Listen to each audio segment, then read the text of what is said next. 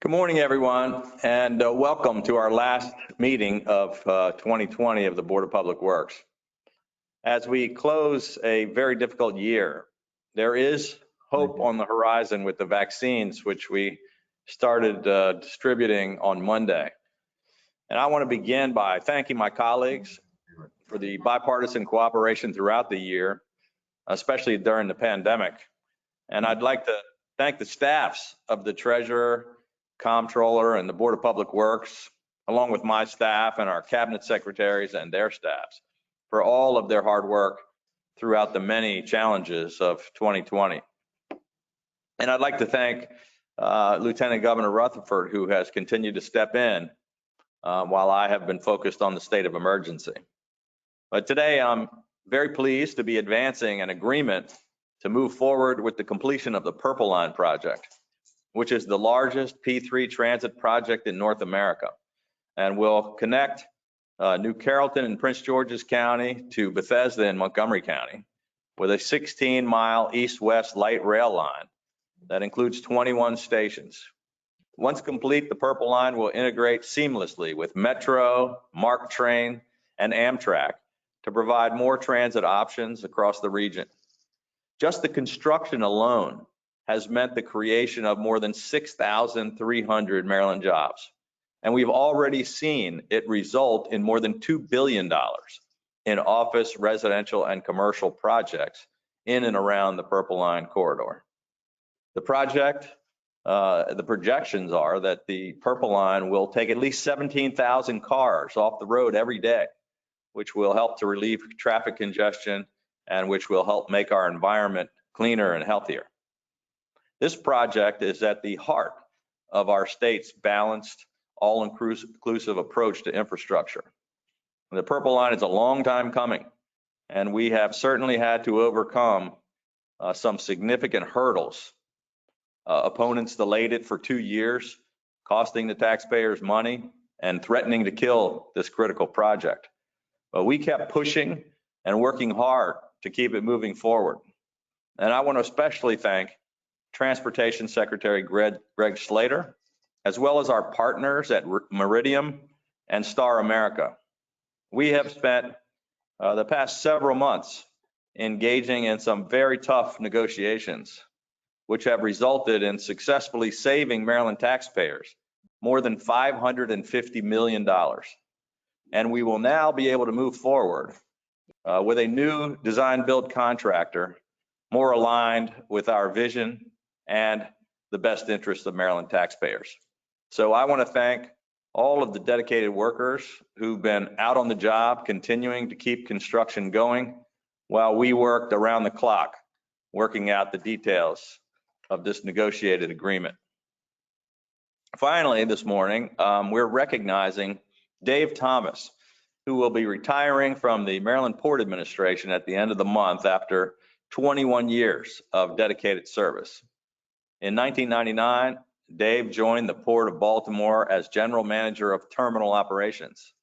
And from 2001 through 2016, he served as Director of Operations.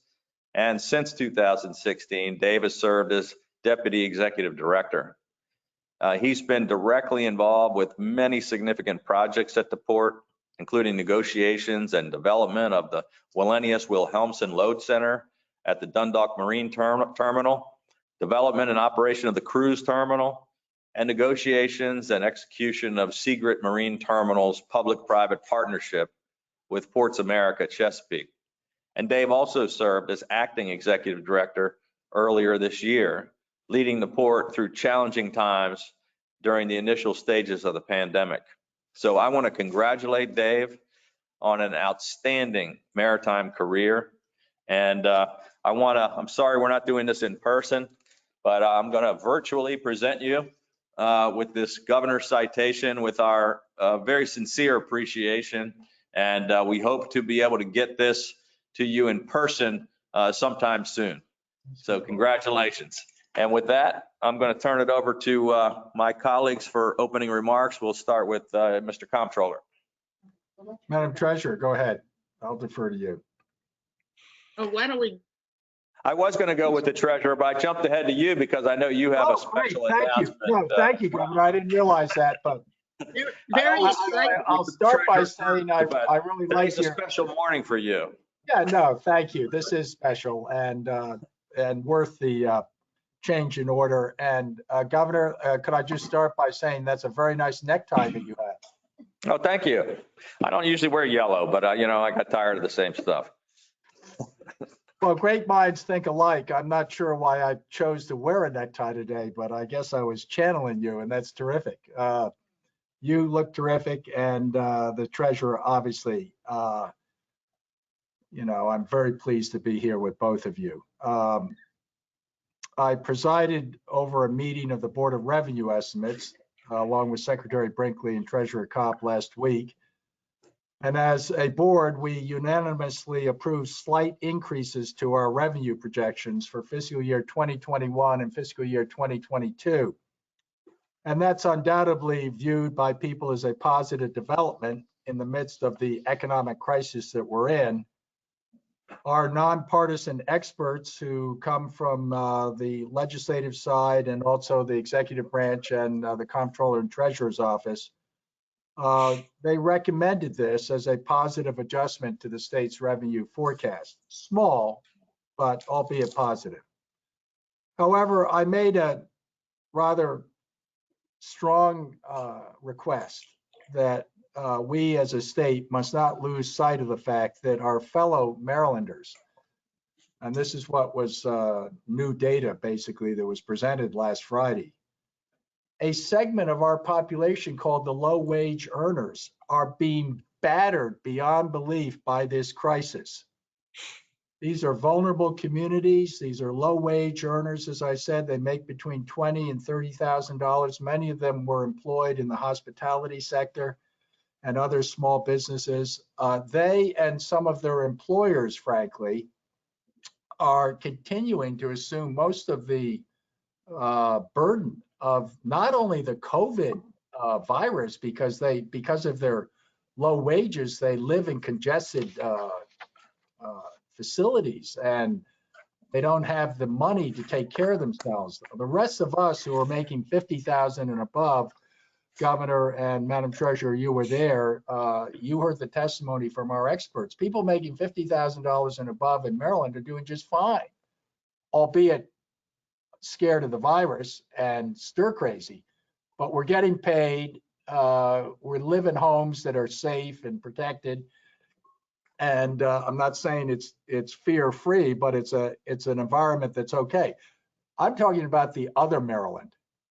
And we're talking hundreds of thousands of people when you include their families. And they don't have any money to pay rent. They don't have any money to buy food.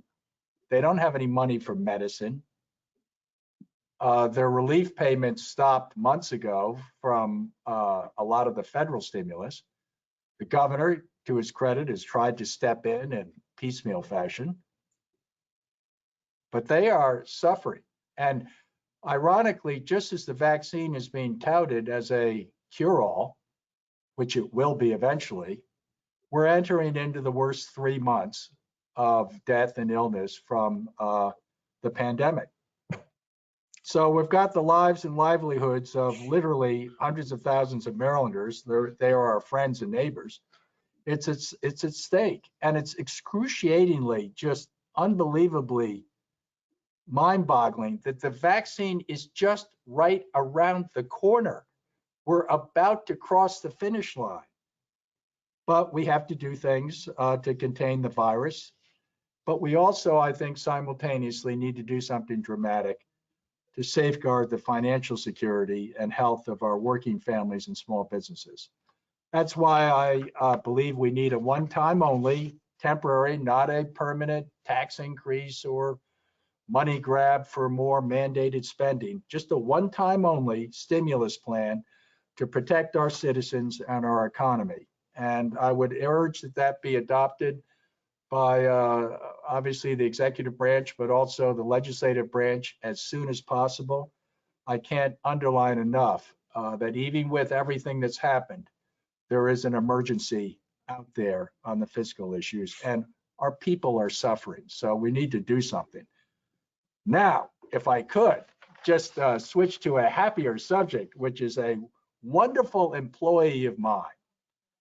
And if you could get Miss B back on the screen. This is a unbelievably valuable member of our state citizenry. There she is. There is Beatrice Smith, who on December 21st is going to be 100 years old. And God bless you, Miss B. You've been an incredibly valuable employee of the Comptroller's office. You also come back and help us all the time. I've known Miss B since I was sworn in as Comptroller in 2007. She is one of the finest people I know in the entire state. Governor, if it's appropriate, I think Miss B is joining us virtually. I would love for her to allow me to present a proclamation virtually to her, to Beatrice P. Smith, in recognition, Beatrice, of a very special day, the celebration of your 100th birthday. With great admiration of your career with the Comptroller's office and a wonderful contribution to Clay Street, the old Fourth Ward community, the city of Annapolis, and Ashbury United Methodist Church, your legacy as a champion of civil rights thrives in your 4 children, 8 grandchildren, 9 great-grandchildren, and 2 great-great-grandchildren. I just love you, Miss B. Our very best wishes for a day full of happy memories.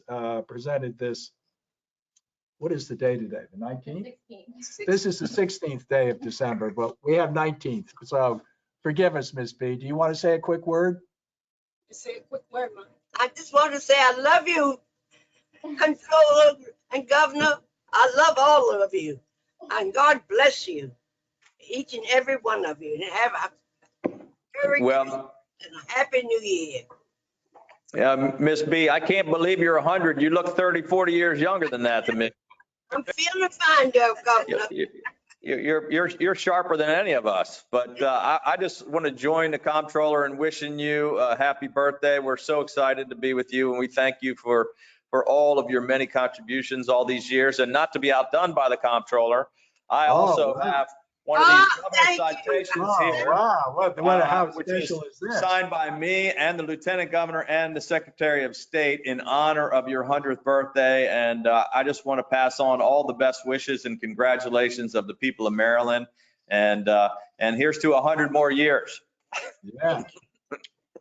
Miss B, I don't have citations, but you are in my heart and my admiration, and I thank you for all you've done and congratulate you from one older lady to another on your very happy birthday.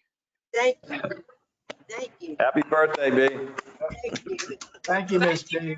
Thank you, Burma, for everything. Thank you. Thank you. But we'll turn it over to the treasurer for any opening comments, in addition to the birthday wishes. Yes, birthday wishes are important.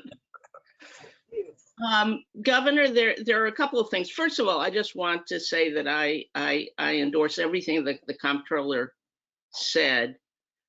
We are very close. We think we can see the light at the end of the tunnel, but this recovery, which at the top level of the state in terms of our revenue projections may look in fact like a V recovery, it is not for everybody yet. And for this short time, I think we really have to step in. The Comptroller has said often, and you've said so often, the first federal stimulus worked. It worked very well. It helped people stay employed. It helped the unemployed have really an ability to have essentially a living wage, but it's wearing off. And until you and the other governors and the national associations of comptrollers and treasurers and legislatures can get the Congress to act, I think the state may have to step in, and I just endorse all that he said. We have 2 things to celebrate, one of which is rather sad. but the other of which is very exciting, and I'd just like to bring them to you. The sad one, I'm sure you all join me, is the passing of our friend and our Senator Paul Sarbanes. Paul was just a terrific human being, as well as a great senator and a great American. He cast so many very decisive, important, and tough votes that I don't think we can go through them all. But actually, starting with the Nixon episode, along with Congressman Hogan, very tough votes, and of course Sarbanes-Oxley. But we know him as a Marylander, one of the nicest, smartest, toughest, and most determined people I have ever met. And I used to say, Governor, and I meant it sincerely, that I slept better at night knowing Paul Sarbanes was in the United States Senate. And so I think, well, he lived a great and fruitful and full life, and his successor in Congress, I am sure, is going to continue to do him proud. Paul and Christine Sarbanes, I think, were two of the greatest people that we have ever met. And we think of them not only sadly, but with fondness. The other news I have just been reading, and I don't think I've ever said this before, but I really urge everybody to read an article in the Baltimore Sun. And it's about the donation from Mackenzie Scott to institutions, including the HBCUs, Morgan, Bowie, and others, and other community organizations like United Way. Ms. Scott donated tens of millions of dollars, almost $100 million, I think, for the state as a whole, of a true philanthropist. My recollection is that when she was divorced when she divorced Mr. Bezos, she ended up with a significant amount of money, which she said she would distribute as soon as she could.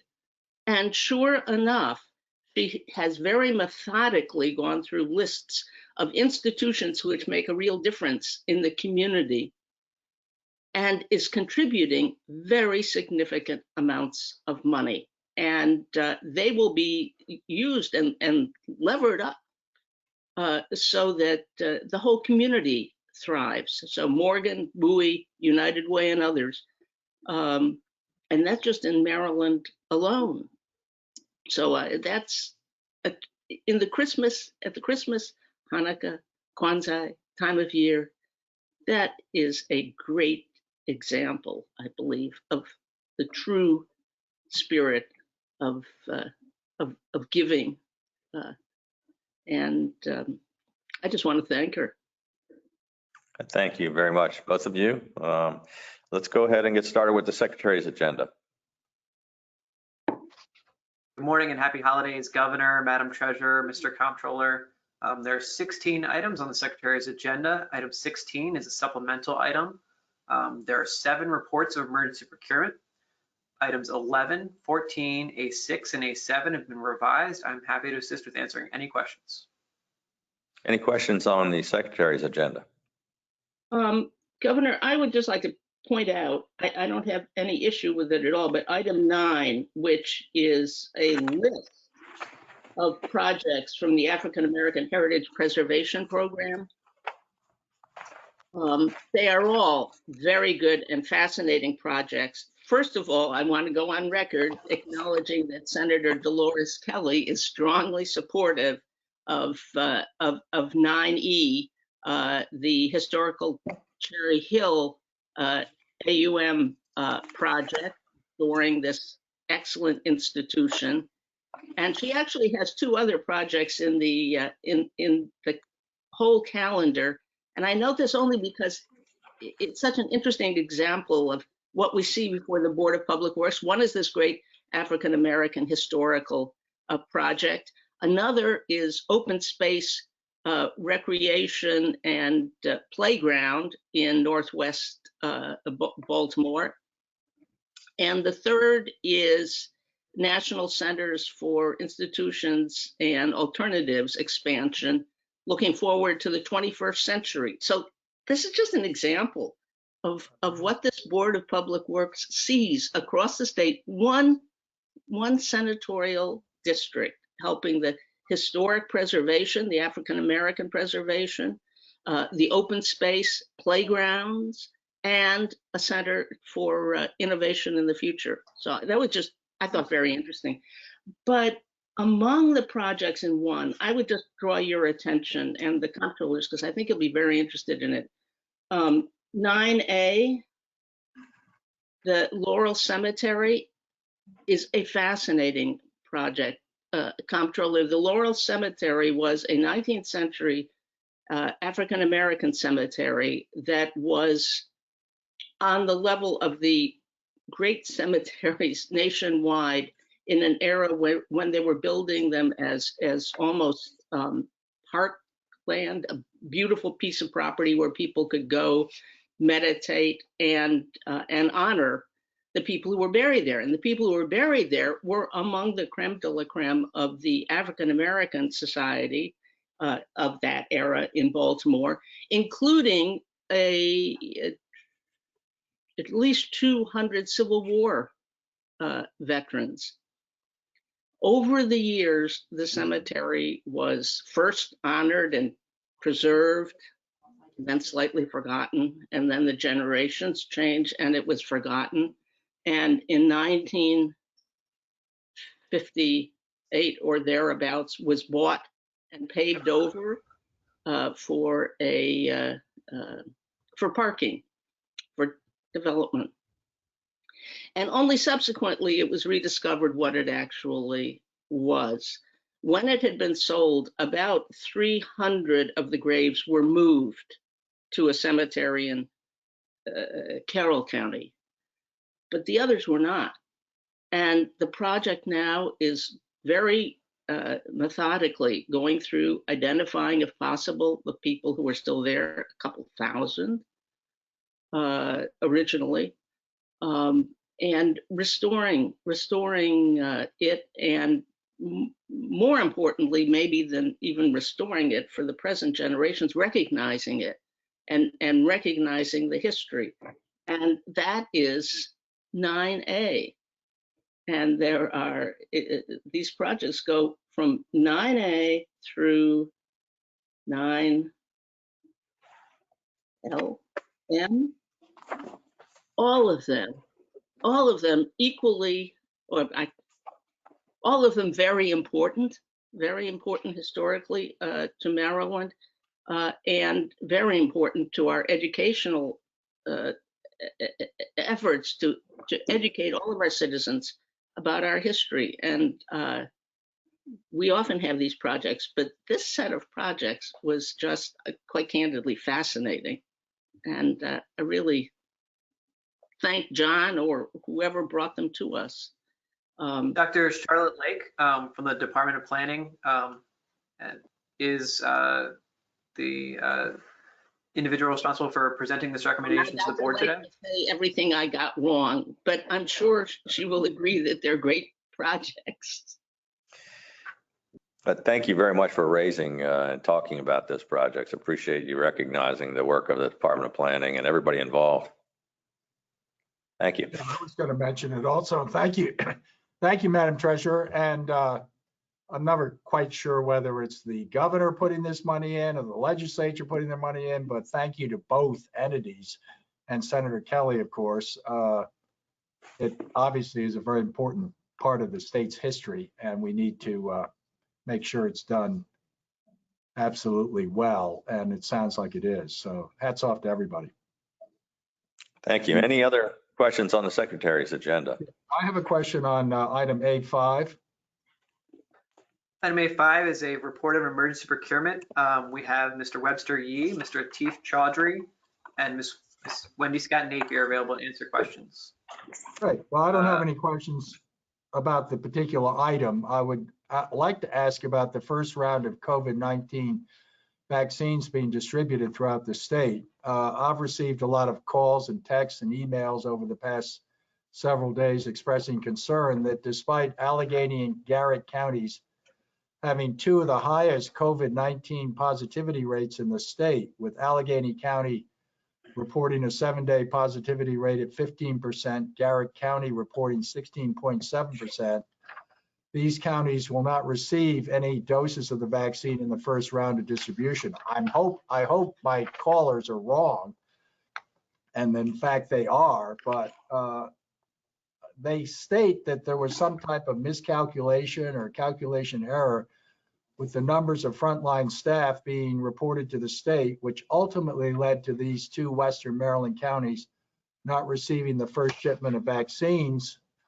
Additionally, apparently with Moderna's version requiring an extra week between the 2 necessary doses of the vaccine, it's the difference between Western Maryland getting the first hospital staff fully vaccinated as early as January 4th. Instead, it's going to be January 18th. And specifically, my good friend, Senator Edwards, Western Maryland, said it seems counterintuitive that 2 counties on the western part of the state with the highest infection rates are being left out. So I'm not sure whether they're right or not, but maybe someone can comment on whether, in fact, if any vaccines are being sent to Allegheny and Garrett, and how we can address this concern about being left out. Morning, Governor, Mr. Comptroller, Madam Treasurer. Webster Yee, Assistant Secretary with the Maryland Department of Health. As my colleague Dr. Chan presented yesterday at the press conference, every region and every hospital in Maryland will receive vaccines from Maryland's initial federal allocation of 155 doses. This initial allocation includes both UPMC Western Maryland and Garrett Regional Hospitals. The 155,000 doses does not include the second shot, which is being held back by the manufacturers for the administration of the second shot. And Mr. Comptroller, you should also know that every nursing home staff and resident, which is about 60,000 individuals, will receive their first shot in the coming weeks through the federal long-term care facility partnership with CVS and Walgreens. And we understand that CVS and Walgreens are doing the scheduling right now. Maryland was asked to put in our Moderna, which is the second type of vaccine, orders by 8 p.m. on Friday evening, last Friday, I should say, December 11th. And that was for pre-positioning of their doses. Those orders are part of the initial federal allocation of 155,000 doses. And we asked for 500 to be placed at UPMC Western Maryland and 100 for Garrett Regional. And we are working with our federal colleagues to get additional allocations out as soon as possible. So I missed that, Mr. Webster. I missed that. What is the 500 and the 100? What is that? Is that for first responders? Those are the Moderna orders. Those are the Moderna orders for pre-positioning, Mr. Comptroller. Okay. So are these hospitals getting not only first responder and nursing home, skilled nursing home shots, but are they getting some, even it may only be symbolic, but some shots that are available for other entities, I guess, other people? Just I assume that you have enough that you're doing something a little bit more than just skilled nursing and other. In other words, are they? Hopefully, what you're telling me is that they're being treated just like every other community as far as having the availability of the initial thing of vaccines, and the feeling that they have that they're left out is just, we just need some more information. Is that the case? Yes, sir. As was announced yesterday, we are focused on phase 1A, and so we're trying to get our initial allocations out to the people who need them the most, our frontline healthcare workers, the first responders, and nursing home residents and staff. Okay, but they're going to get access to the vaccines the same way every other jurisdiction is, and they are specifically getting them for their skilled nursing and their first responders. And are you telling me that that's all anybody else is getting also? Based, obviously, there's more population in the other jurisdictions, and yes, Garrett County is, well aware of that, but they got to get something equal to some recognition, I hope, of the pots of vaccines that everybody is getting. So what you're saying to me is that the first round is just for first responders and just for skilled nursing, or there's some other people that are going to get it? Other than the governor, who I hope gets one immediately on TV, because the governor deserves one and or should get one. But is Let me everyone else just- going to be treated? Let me just weigh in quickly on this. I think Webster Yee clearly laid it out, but yes, every single hospital, every single nursing home, and all of them are being treated exactly the same way. But not everybody is going to get everything they need because they simply don't have the availability yet. So our first 50,000, we have 350,000 frontline healthcare workers. Okay. We have 850,000 people in the first phase. There's 350,000 in 1A, and then another 500,000 in 1B. And we don't know at this point when we will get the rest, because they only tell us tomorrow what we get next week, and then next Friday what we might get the week ahead. So the hospital association, working with all the hospitals, they themselves are deciding who in their hospital is a top priority, and they will decide who gets the next batch and the next batch and the next batch, which will be coming in weekly for many months to come. Are they going to, in Western Maryland, get them now along with everyone else, or do they have to wait till more vaccines arrive? No, hear they're getting very them clearly now. what you're saying, Governor. They just had the impression out there that they've been zeroed By out. next week, every single hospital in the state will have their initial round. They will all be pro rata and all equal and all fair. And then they will get the next batch after that. Excellent. I'm pleased to hear that. And thank you for getting the National Guard or the Maryland National Guard involved. I think that's entirely appropriate. Thank you. Governor, could I ask a question of those numbers? Are those doses or sets of doses if they have to have two within a week? So they won't be within a week. Either one of them has to be within 3 weeks, I think. And the federal government, and as Mr. Yee said, the federal government and the providers are holding back that second dose. So we're getting 155,000. They have another 150,000 of those second dose, but we'll be getting new ones. So it's not half of the 150,000. We actually, they're holding back the ones that they're supposed to get within 3 weeks. That's so. It's very, very, complex. It's probably the most intricate thing that's ever been undertaken in America. It's real Okay, well, core. that's very helpful to me. And I didn't mean to be glib about you getting vaccinated, Governor, but you should, because some people apparently have a concern. And I think all of us should, when our turn arrives, should do it publicly. I think it will help convince people of the safety and the importance of it. But I'm not going to jump in line ahead of the frontline healthcare workers.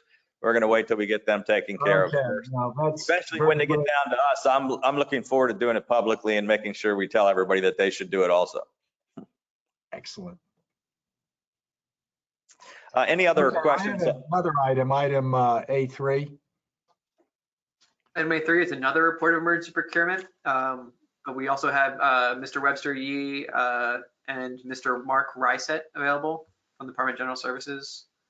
The Department of Health and Department of General Services respectively to answer This is a questions. question about the federal government stepping up and paying what it should pay. It's my understanding that Clark Construction, to whom we're awarding $6 million for a contract to do an emergency procurement of an improvement to the Maryland Correctional Institute facility.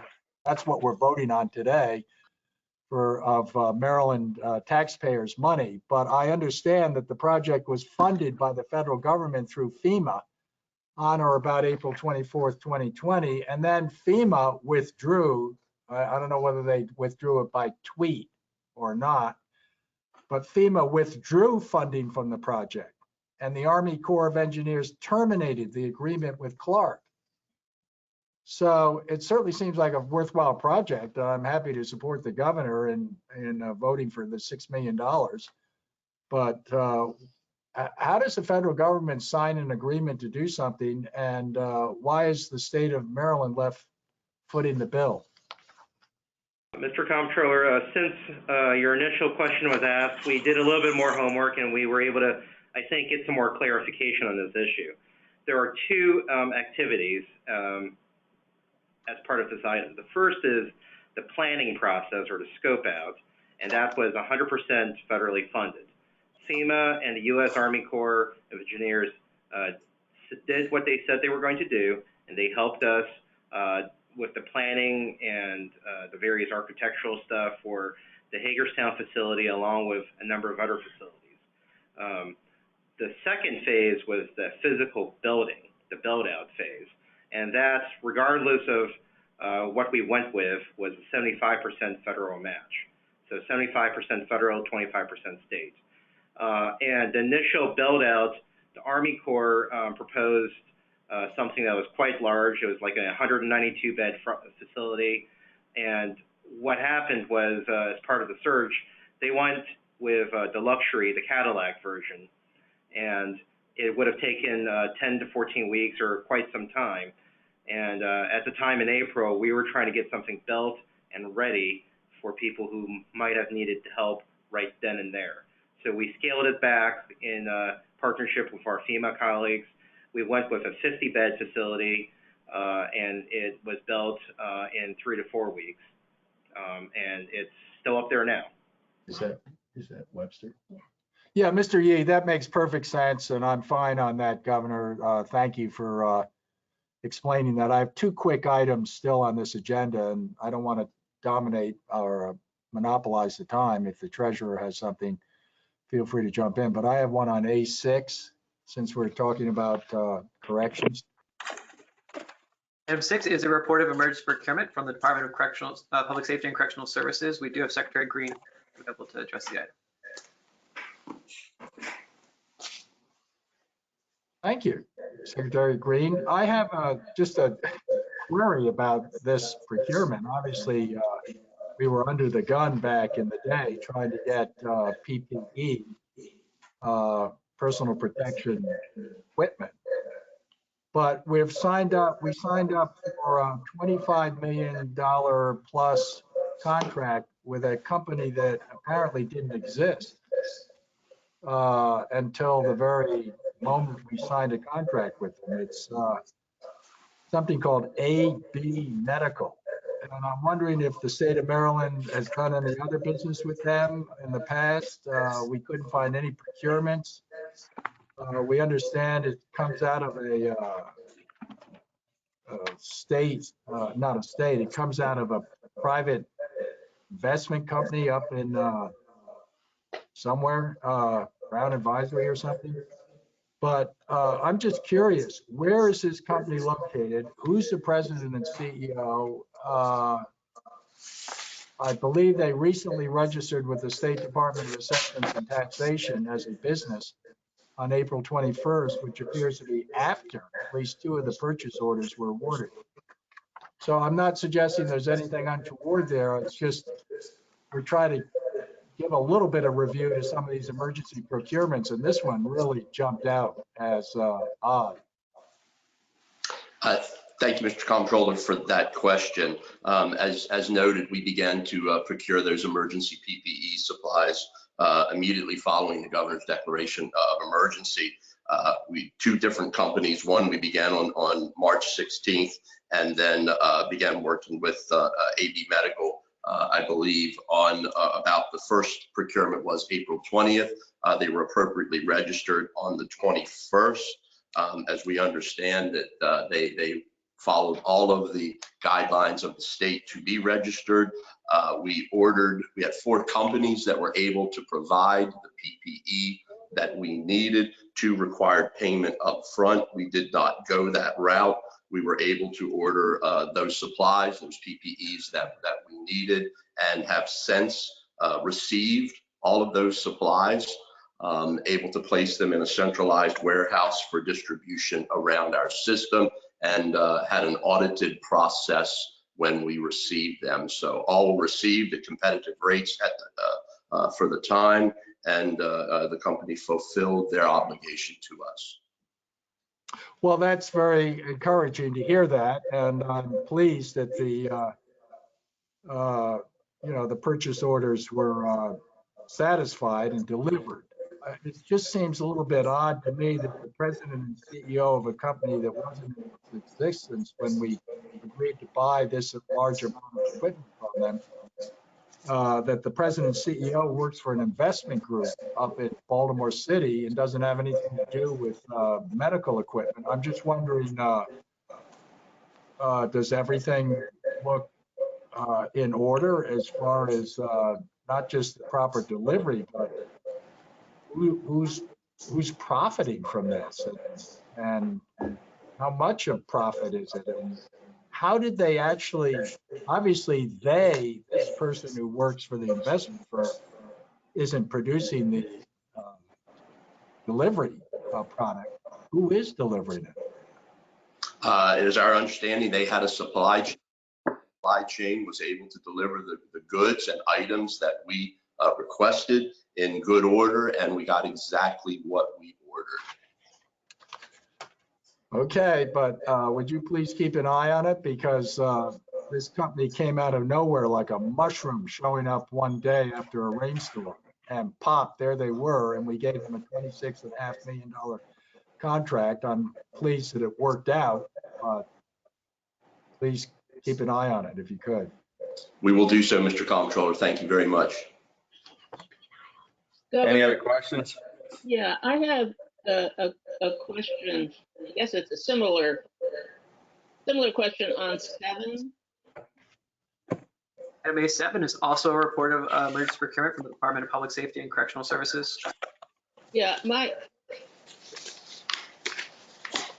A7, 7. Oh, my apologies, Madam Treasurer. I sincerely apologize. Item 7 is a budget amendment from the Department of Budget Management. We have Secretary Brinkley available to address Yeah, the item. my only question is, it's a transfer of funds for approved purposes, obviously. My question was, for example, in this particular case, what process the Department of Health or the Department of Education goes through to make sure the funds are used appropriately by the organization they're transferring it to, or does DBM do that? I'd like to have a better understanding of the process.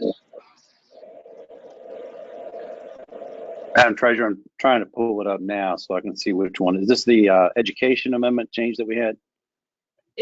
These happen to be funds moving from health to Veterans Affairs and from education to DHCD. And I'm not suggesting there's anything wrong with anything. Right. Right.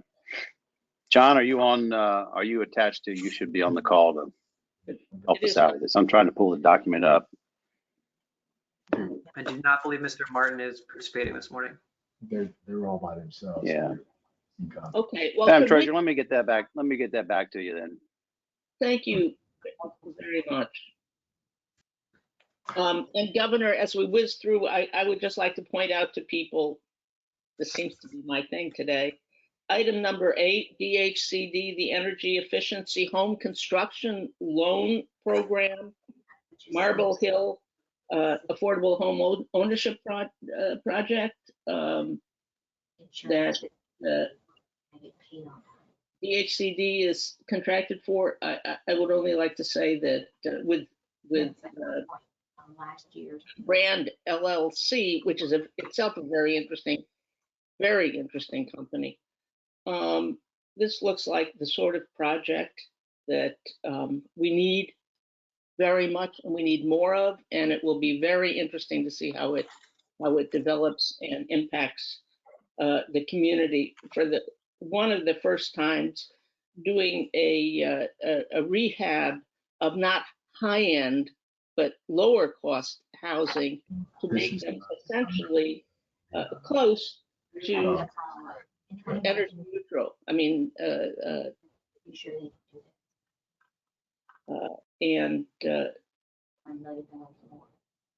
if we can do that, net zero emissions, it opens the door to a much better future. I congratulate you, congratulate Ken Holt, and the company. Thank you.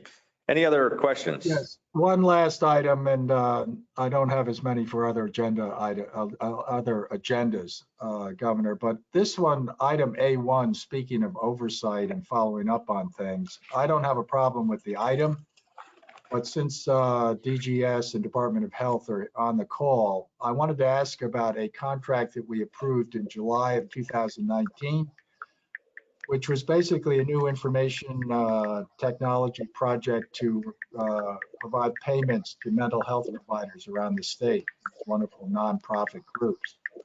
And I asked at the time that the contract was before us, whether or not the company Optum, which is a subsidiary of United Healthcare, would be able to do the job satisfactorily with the financial proposal which came in, as you may recall, at a much lower amount than the incumbent. And so we said, gee, can you really do this? Well, it turns out they can't, because they've created chaos from the public behavioral health system, where all these nonprofits now are getting paid, if you can believe it, by the state of Maryland, estimated payments, because they can't figure out how to make the system work. And I'm obviously fairly tolerant as far as technical glitches, because every agency has them, including mine.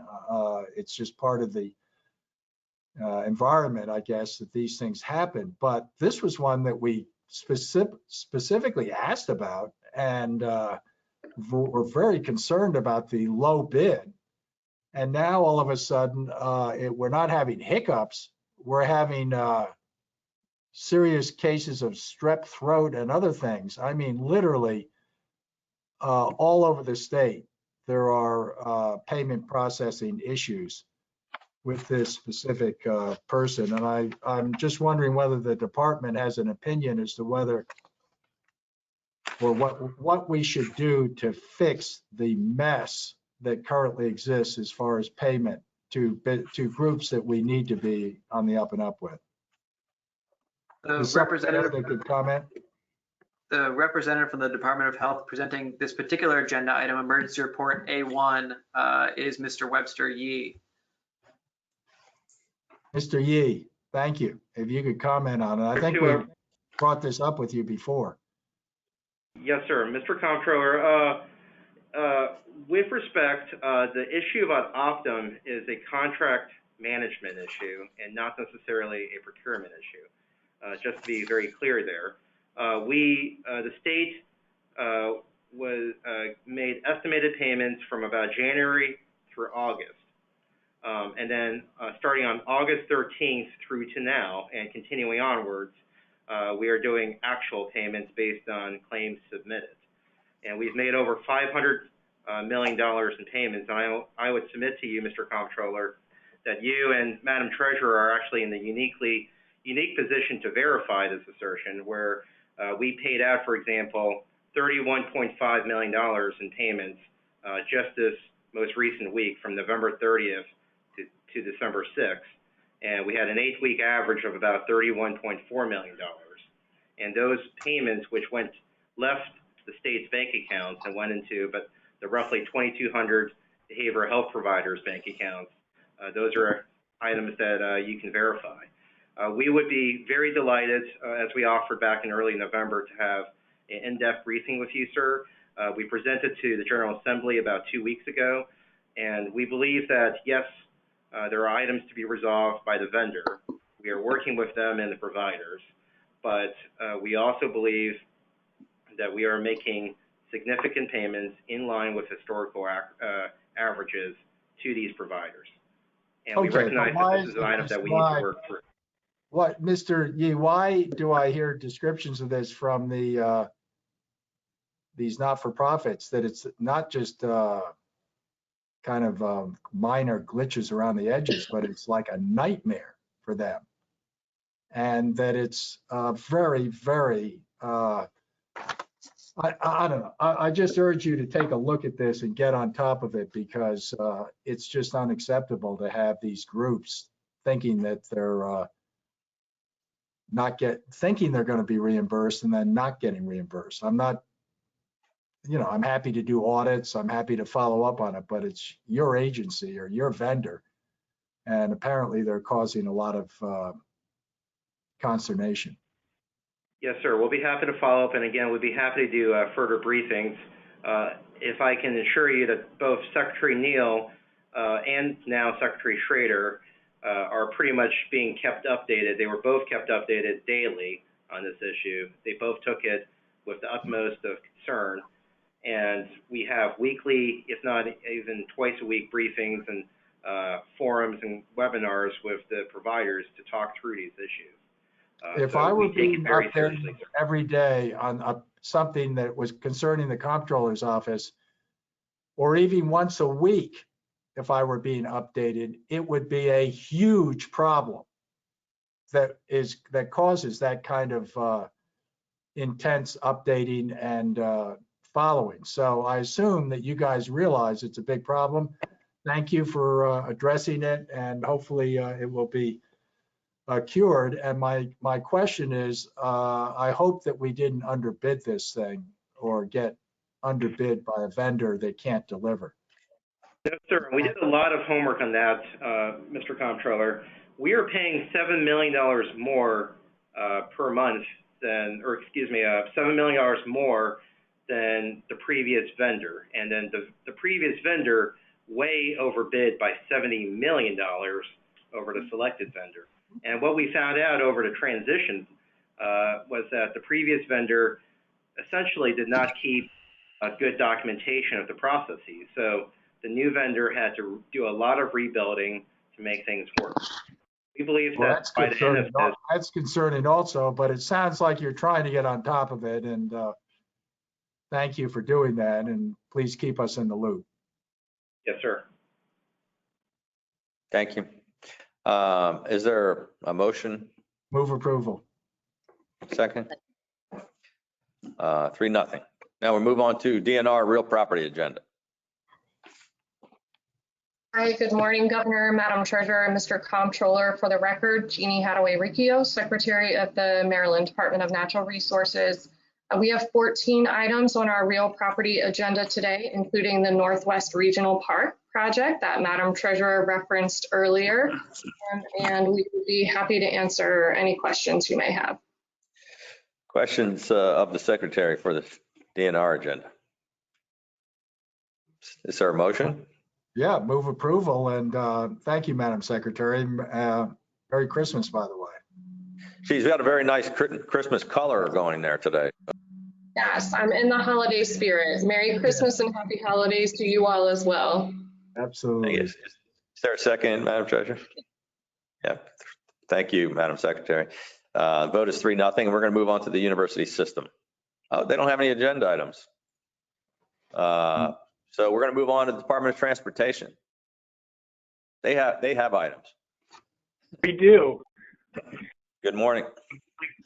Good morning, Governor, Madam Treasurer, Mr. Comptroller. For the record, my name is Greg Slater, Secretary, Maryland Department of Transportation. Maryland Department of Transportation is presenting 14 items for your consideration today. Item 1, GM, is being withdrawn, leaving 13 for your consideration. I'd like to highlight one item, 14 GM Modified, the Purple Line, as highlighted by the Governor. You may recall in 2016, MDOT and MTA pursued a public-private partnership agreement for the Purple Line using a design, build, finance, operate, and maintain delivery model. PLTP, or Purple Line Transit Partners, was the concessionaire selected under that agreement. The Purple Line has faced several obstacles over the years, and many of which have led us to where we are today. On August 3rd, 2016, the United States District Court for the District of Columbia vacated FTA's record of decision, certifying the project's adherence to certain environmental regulations and laws. The record of decision is a prerequisite for all construction activities. Fortunately, on July 19th, the United States Court of Appeals for the District of Columbia stayed the decision of the District Court, thereby reinstating the ROD and allowing construction to continue. After the decision vacating the ROD, PLTC initiated a series of contractor claims seeking additional time and money for the project. But the proposed settlement before you resolves the risk and expense associated with the litigation, includes the counterclaim and claims for the ROD and right-of-way and CSX and permitting, cumulatively totaled about $702 million. And when adding another series of change orders and claims, the total was nearly $800 million in claims associated. The proposed settlement includes a payment of an aggregate sum to PLTC of $250 million, as well as an agreement on the process for selection of a new design-build contractor. MDOT and MTA certainly recommends payment of the settlement amount to dispose of all the litigation, the parties' claims and disputes in accordance with the terms of the settlement, agreement on all its releases, and ensures the Purple Line will be completed with a P3 agreement intact and a new design-build contractor, thus substantially reducing further delays on the project's completion. Because of the high-profile nature of this project and the large sum of money and the interest of transparency, I'd like to break it down a little bit for you as part of this settlement agreement. The settlement agreement is for a payment of $250 million for the release of all claims and costs incurred prior to September 28, 2020, and resolves all releases of all outstanding litigation. The date is important because that's the date that MTA assumed management of all the PLTC contracts. From the $250 million, $100 million will be paid immediately, no later than December 30th, upon BPW approval. The remaining $150 million is either paid on the date when the new financing documents are executed, or when the selection of the new design-build contractor comes on board, or the 12-month anniversary of the effective date of this agreement. The agreement also entails the selection of a new design-build contractor. If the settlement agreement is approved, PLTP will immediately initiate a solicitation for a new design-build contractor in conjunction with us. The agreement also lays out timing and selection and the evaluation. On the labor front, PLTC had a project labor agreement in place for its self-performed work. We also found that some of the subcontractors have PLAs in place for their work as well. The PLA utilized was a typical PLA and would be similarly utilized by a replacement design-build contractor, as it is based upon a standard form that can be readily incorporated into the replacement contract. Additionally, once we get the new design-build contractor on board, the subcontractors will be reassigned back to PLTP with the new design-builder. The bottom line is that the majority of the firms and employees that are out there working on the Purple Line today will very likely continue on this project under the new design-build contract. And that goes for the labor and the people as well. This agreement has provided really beneficial results for the project work, and we would look for the new contractor to put a similar structure in place. And of course, everything is subject to all our federal wage rates. In the interim construction period, we will continue to manage the project, focusing on de-risking the project, completing design, getting all the permits in place, and all the utility work moving. During this time, PLTP and MDOT will share in the costs. The cost sharing is 50-50 initially and later becoming 80-20, with PLTP paying that larger 80% share as a selection of the new contractor continues. Expected costs during this period are about $100 million, and PLTP's share is limited to $50 million during that time. Once the new design-build contractor has been selected, all subcontractors will be transferred to MTA, back to the design-build contractor, or otherwise work through that process. I want to touch a little bit on the project costs. The revised project costs right now are not fully known until we get that new design-build contractor in place. But PLTP will finance the additional project costs through a combination of debt and equity. The existing TIFIA loan will be refinanced or restructured to provide additional funds to take advantage of those lower interest rates in today's market. The savings from all of those lower interest rates under this settlement will benefit the state 100%. The state will repay all those additional costs and the remaining construction through the availability payments of the 30-year life of the O&M agreement.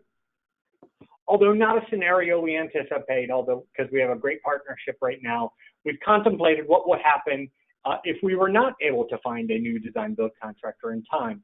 If the replacement design-build contractor is not selected before the period expires, then the replacement contractor, or we didn't extend based on mutual agreement, the P3 agreement would then terminate and the PLTP would be due the amount similar to what would be done in the original P3 agreement would be due 13 months from BPW approval in January of 2022, allowing the state the ability under that scenario to secure alternative financing to ensure that the project gets completed. Again, not a likely scenario, but it was important that we anticipate that as part of this to ensure the success of the Purple Line. Importantly, as part of this negotiation, we wanted to be sure that our partners had some skin in the game as well. So in addition to increasing its equity contribution in the project, PLTP will reduce their internal rate of return on investment, essentially what they get back from the project, by 20%. And I want to note that through the challenges that we were facing in this project, the court filings, the letter writing, I spoke nearly daily to our partners as we engaged to find a way to find the great path forward for this project. We believe that with a new design builder in place and our partnership with Meridian and Star America remaining intact, we have the tools needed for successful completion of this project.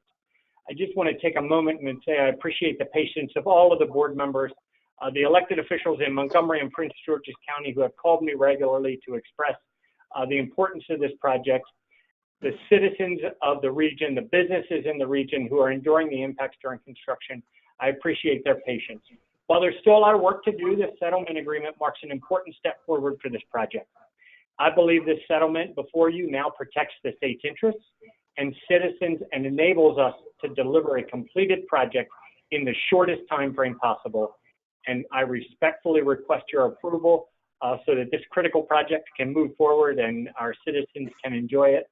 I am joined here today by Kevin Quinn, our MTA administrator, Jacqueline Hartman, our chief financial officer, our chief counsel, Cheryl Brown Whitfield, who I should point out has done amazing work through this effort.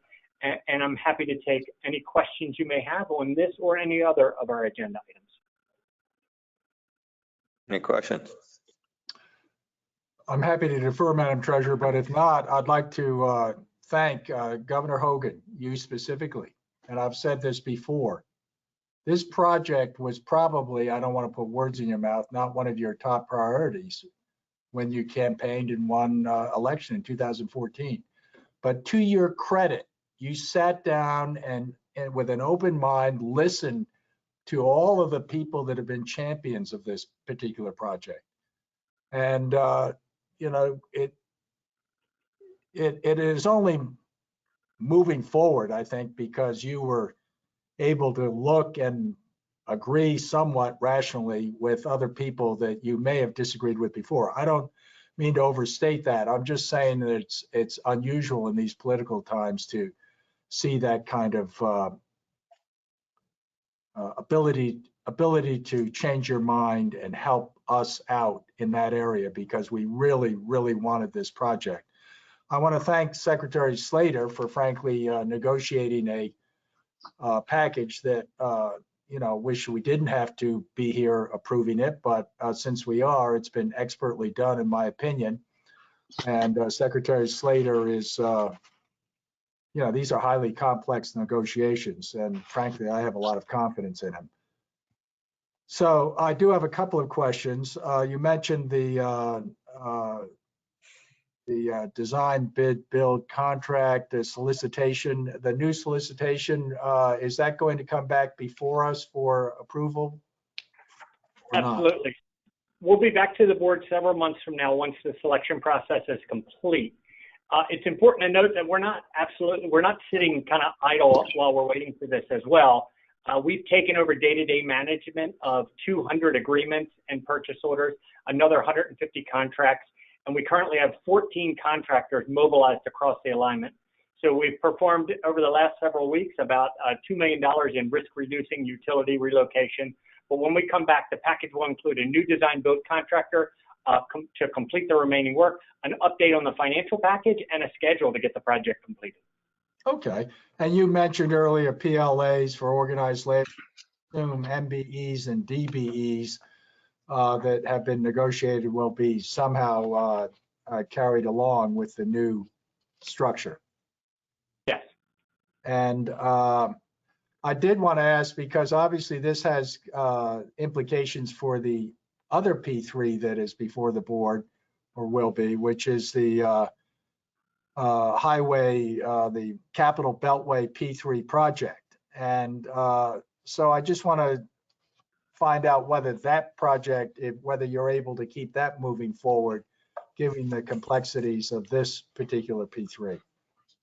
Sure, that's a little bit of a different flavor of P3. So the P3 process for phase 1 of that program, which is American Legion Bridge and that important work from the Capital Beltway Accord, is structured differently from the P3 process for the Purple Line.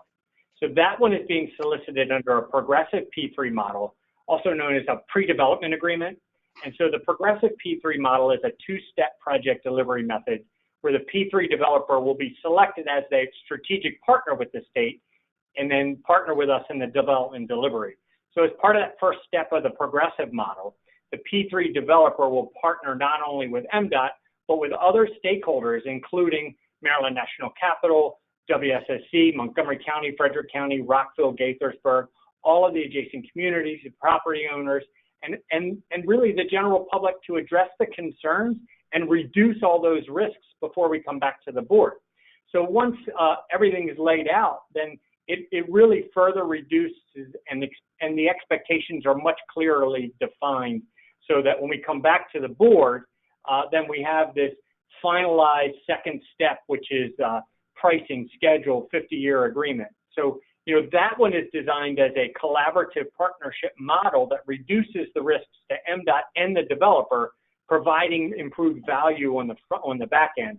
So the collaborative upfront effort provides more efficient pricing, better schedule certainty, and then really once we get the Board of Public Works approval, then you're able to have much more certainty and avoid these issues. So, you know, under that, that's a model that's been successfully used to deliver projects like that in Virginia under the regional approach for 95, 495, and 395. And then it's been used extensively in Texas for a project called North Tarrant Express. So those problems that we're talking about with the Purple Line right now. Hello? Hello? Yeah, sorry. So the problems associated with the Purple Line, we've learned our lesson, and for the Beltway widening project, we're going to try to reassure the public that we're not going to run into this particular unfortunate situation. I couldn't hear the secretary. Could everybody else? No. No. Yep. Yeah. So The did you answer miss is the yes. whole last answer? Yeah. I'm sorry. No, I just wanted to make sure that you're giving us assurances that the Purple Line lessons that we regret having to take care of, and I'm sure you spent a lot of time, Secretary Slater, negotiating. We're not going to hopefully have those kinds of problems and delays in the Beltway widening project. Correct, sir. In that project, we're using a progressive P3 model, which is a pre-development agreement. So Yeah, we that's heard a that part. We did hear your last answer, Mr. Secretary.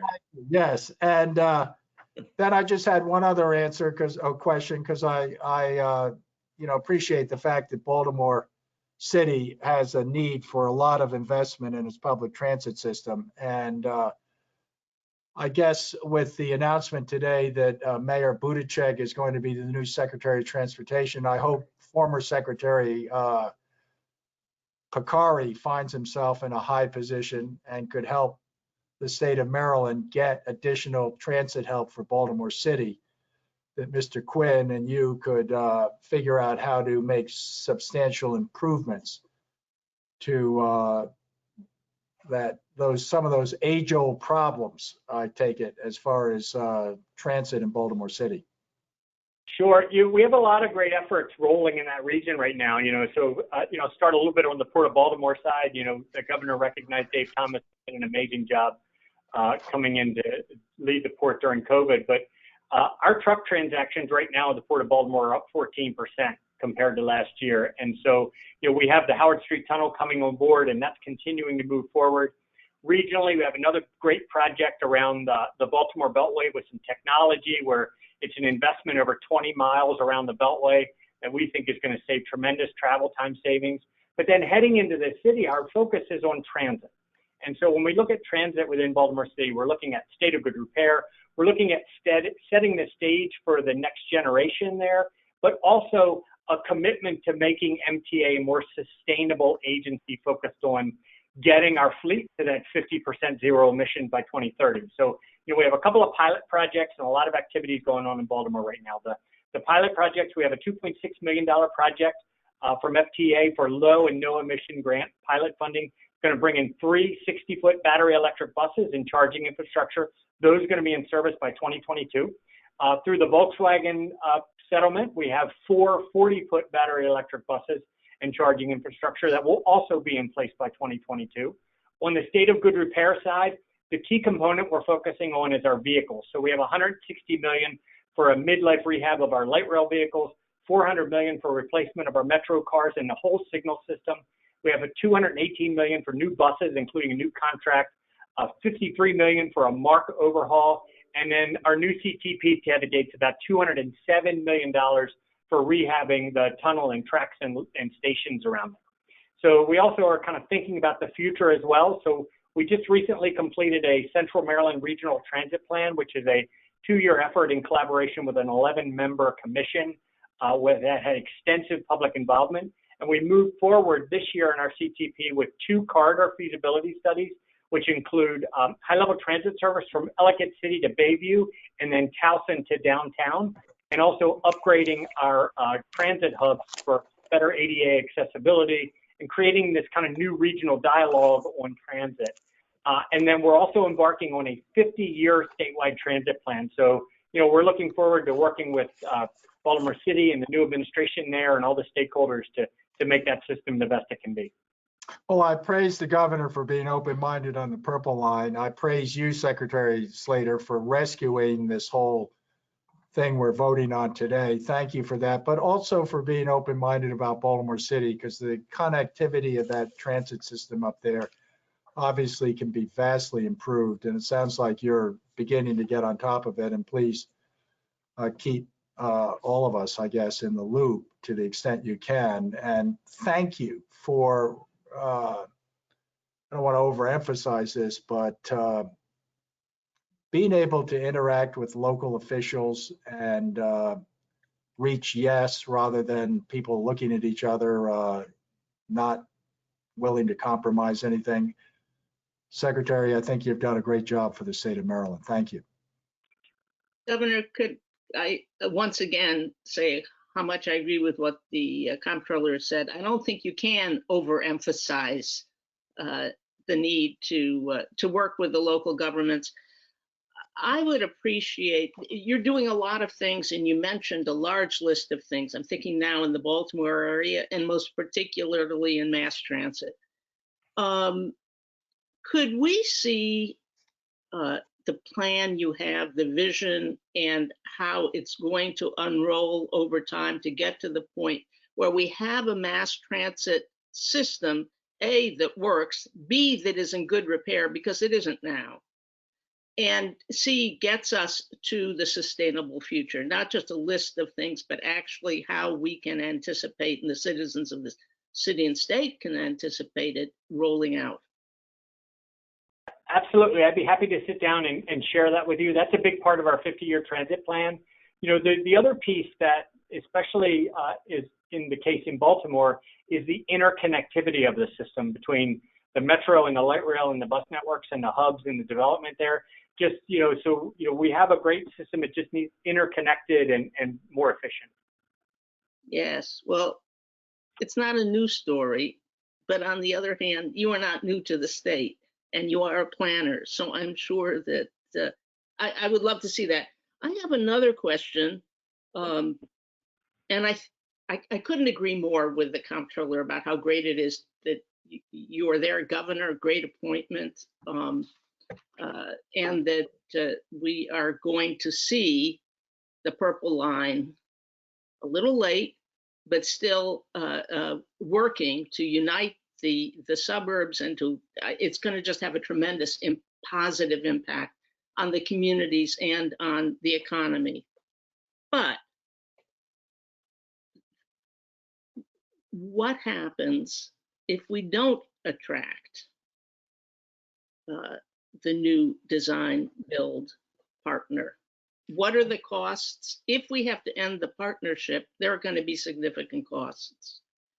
I don't really have a good feeling of exactly what the potential costs are. I know that the $100 million, while it's a lot of money, is a good investment and won't impact the bond financing.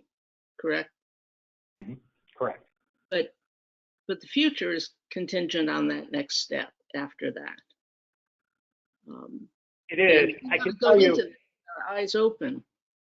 Absolutely. I can tell you that, we've already started kind of looking at that process. We laid it out. I have a meeting next week to lay out the whole kind of plan, as well as the interim construction and the long-term pieces, to make sure that things move efficiently.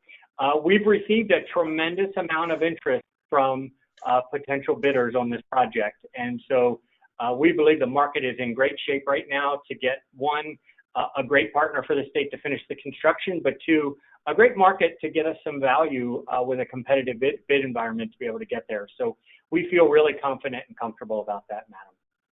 I'm glad you feel confident. When will we be seeing the indicators that show that we should feel confident? So over the next several weeks, and I'm happy to keep you up to date as things start to progress. We've laid out a couple of timeframes in the settlement agreement, and I will tell you that they've got some conservative kind of numbers in them. We think that we've laid out 6 months for the design bid process, and then an additional 3 months to go through the financing aspects of that.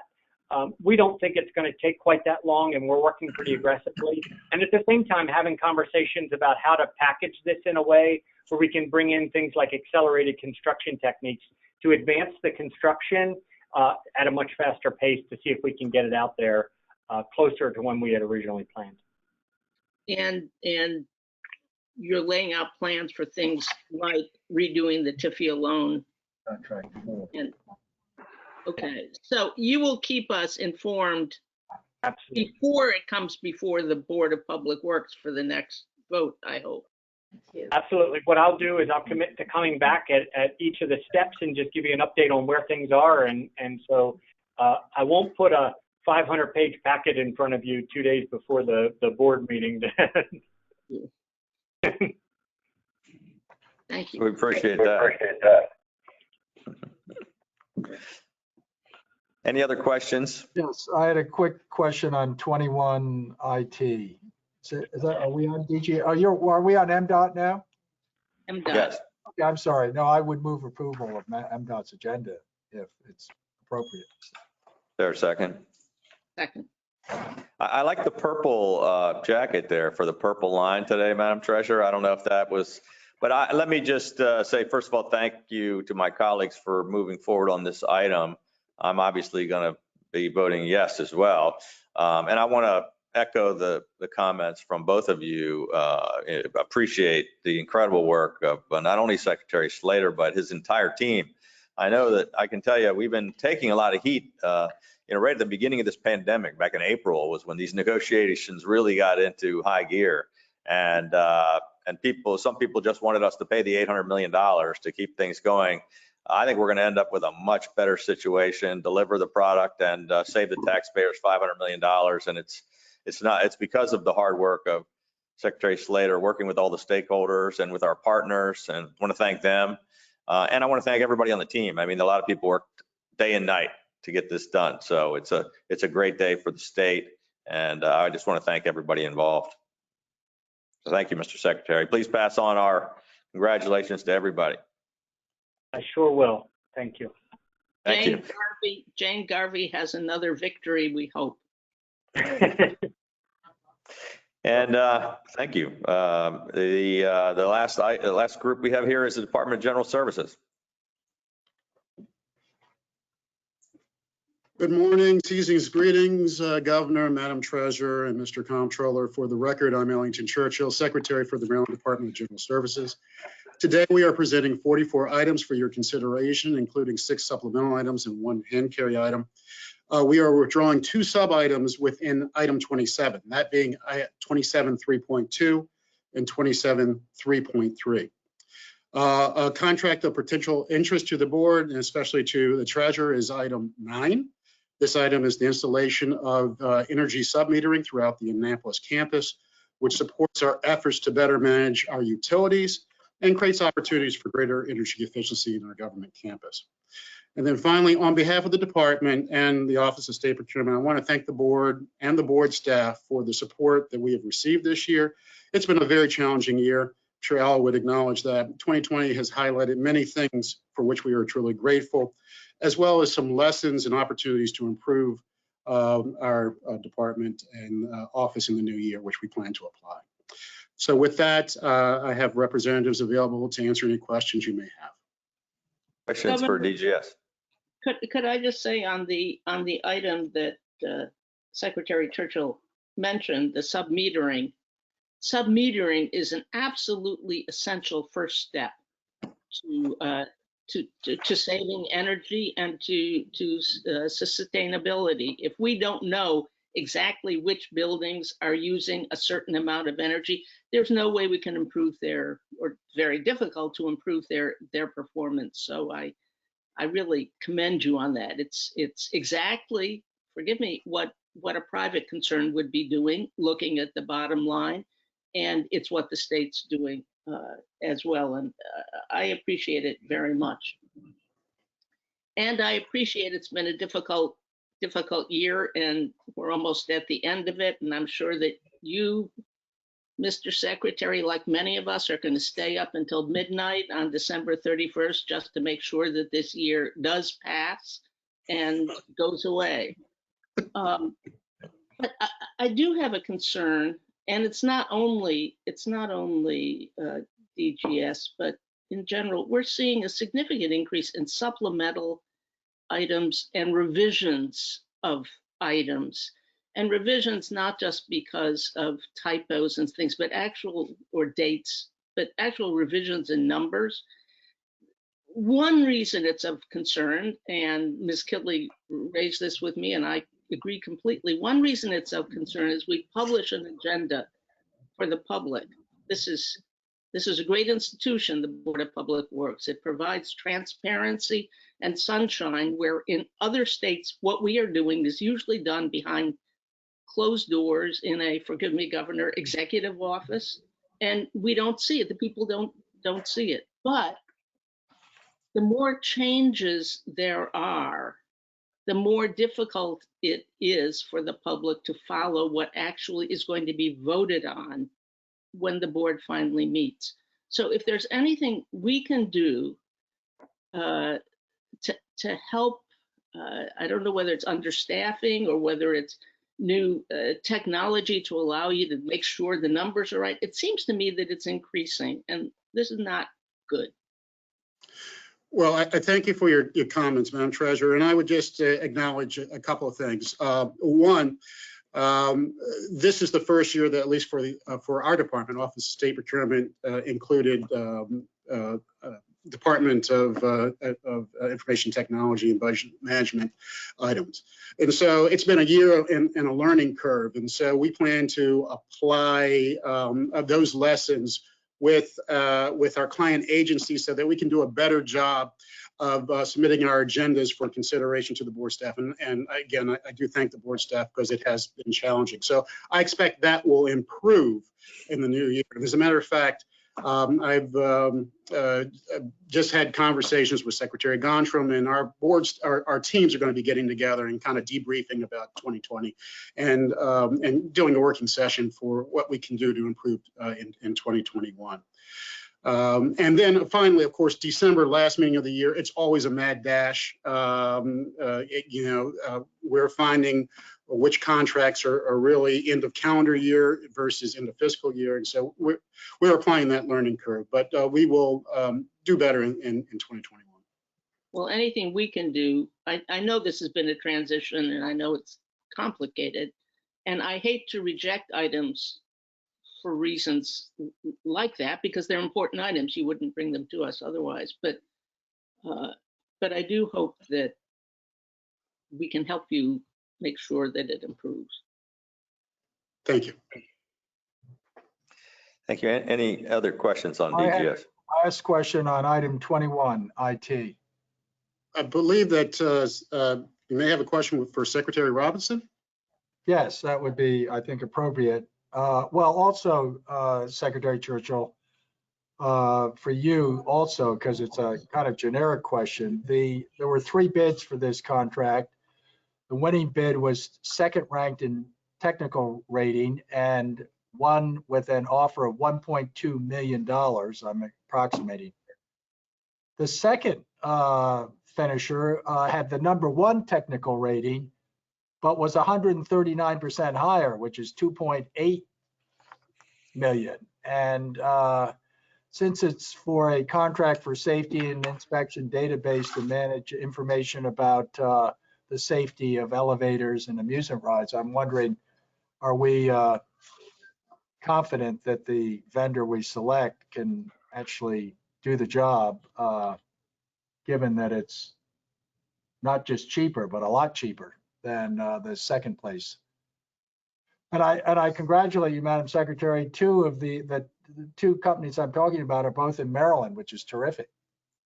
So I'm glad we're shopping local, but can you assure us that the company's going to be able to do the job? Sure. Good morning, Governor, and thank you for that question, Mr. Comptroller. Good morning, Madam Treasurer. I do have my Deputy Secretary, Dave McGlone, on the line as well to answer specific questions about that contract. We do feel we're happy they're Maryland companies, and we do have that confidence, but he has been integrally involved in that procurement. So I would turn it to him to answer those specific questions. Dave? Thank you, Tiffany. Good morning, Governor, Madam Secretary, and Mr. Comptroller.